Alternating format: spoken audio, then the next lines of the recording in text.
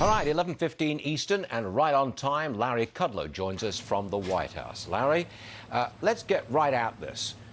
Mitch McConnell says the stimulus talks, the virus aid talks are at a stalemate.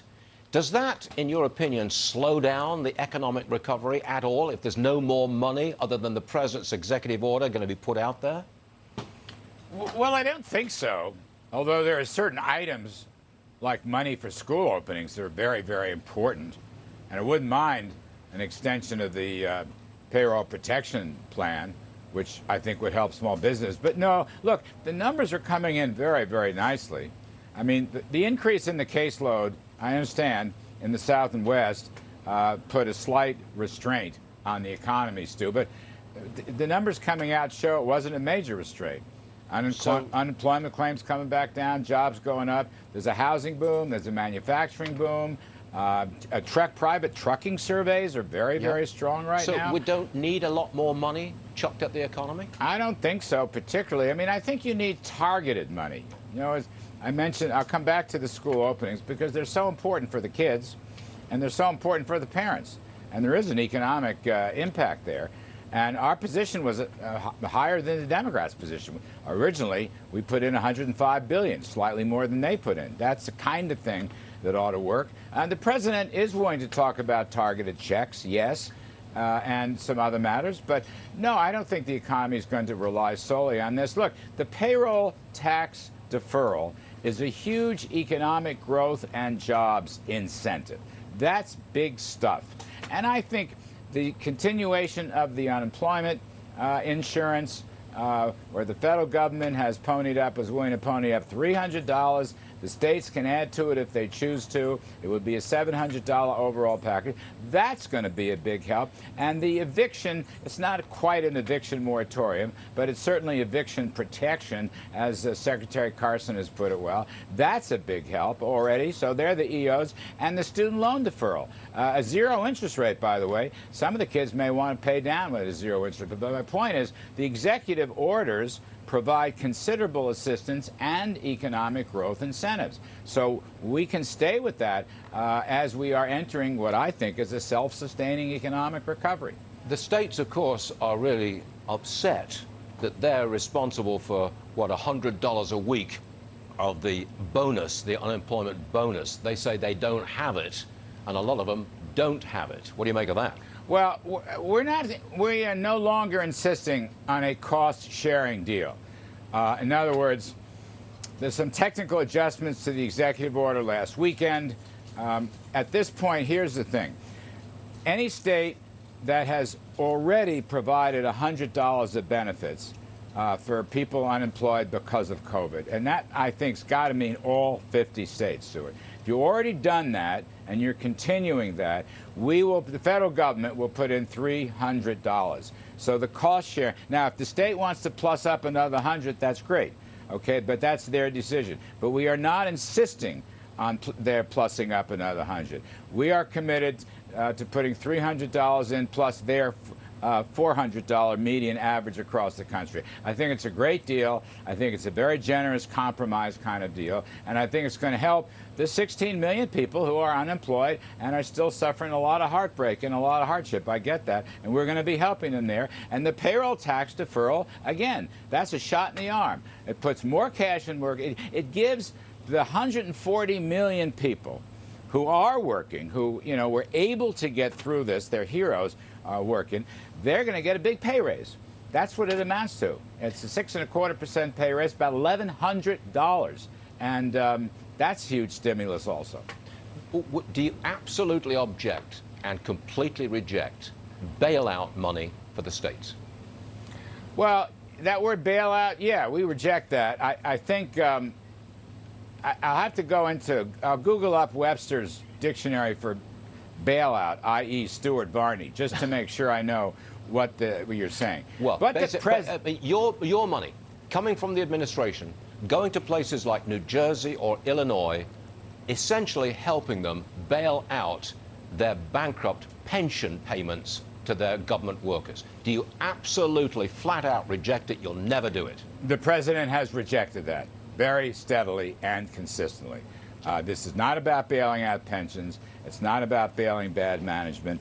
I don't want to use New Jersey as an example because I happen to think I think a lot of Governor Phil Murphy, and I think he's done a good job and he works very well with us. But generically, your point is well taken. The president completely opposes that. However, we are not opposed to some assistance, federal assistance, with respect, for example, to COVID-related equipment or construction or renovation, especially, I say this again, opening schools and opening businesses. They're about 80% business open. Hope to get that much higher in the months ahead. And of course, that leaves us with the guidelines, right? I mean, it's very important. Safety and security, the masking, the distancing, the testing where applicable, and good hand washing and hygiene. That's essential. Now, people need help on that. We probably would be willing to provide some assistance.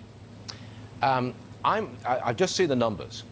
Between March the 23rd and yesterday, the value of all publicly traded companies in the United States went up to the tune of $12.2 trillion. Now, that is a stunning increase. I've never seen anything like it. Is that an economic indicator? Yes, very important indicator. The broad S&P 500, as you know, is up 50% from the March 23rd lows. Middle-income people own shares through IRAs and 401ks. Unions, public and private unions, are in their pension plans. That relies on the stock market. Household net worth, Stuart, which is what you're measuring, essentially stocks and homes and what kind of cash you have in the bank and some other items. That thing is up, I think I saw, is now worth $112 trillion. That's a remarkable number.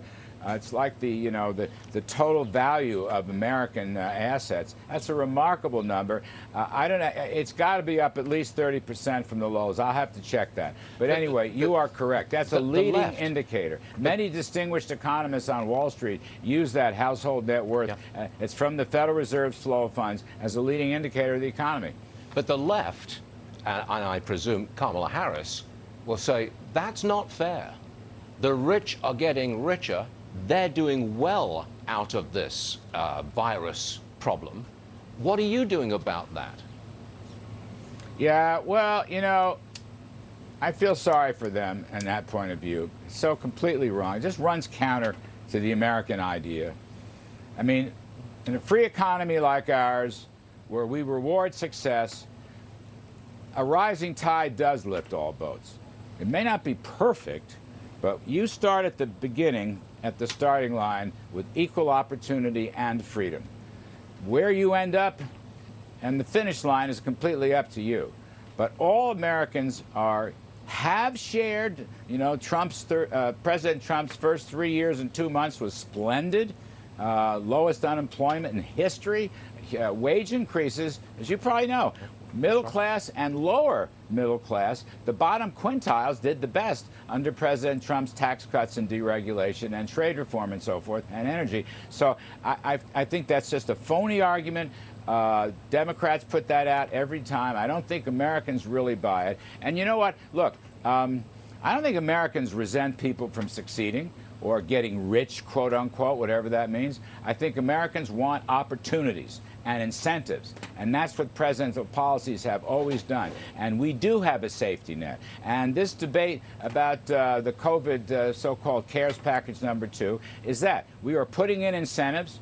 We want to create new opportunities, and where necessary, where it applies to COVID, we will raise the safety net with temporary cash injections. We've always done that from the beginning. It was bipartisan last winter. Unfortunately, it's very partisan today. But I don't care. All this stuff, no one should hate. People don't object to their neighbors and friends doing well, and they want to do well. They want the same opportunities. And the middle class owns a lot of stocks, Stuart. 51% of the people in this country, 51% of the households own stocks. That's a gigantic number.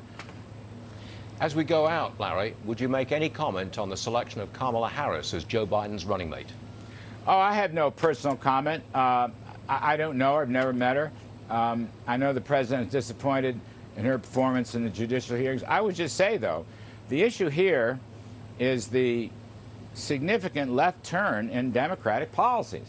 I mean, Biden Senator Biden, or former Vice President Biden, is backing over $3 trillion in tax cuts, and tax hikes. I'm sorry, tax hikes. That's crazy.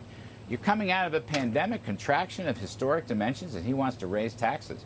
As I say, where are the Keynesians now that we need them, much less supply-siders like me?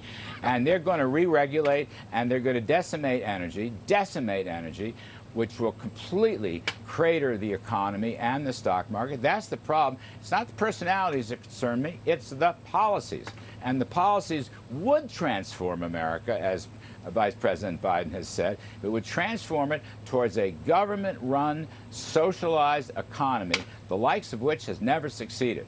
And that's a warning. You know, I hope voters, well, I know voters are very smart. They will be following this intensely. The contrast between President Trump and Mr. Biden couldn't be clearer. President Trump's tax cuts and deregulation and fair trade and energy revival gave us a splendid, fast-growing economy for 3 years and 2 months before the pandemic. It's probably the best economy in several generations. Why do you want to unwind that? Why do you want to overturn that? Why do you want to transform that? I don't want to transform it. I want to continue with a second round of economic rebuilding.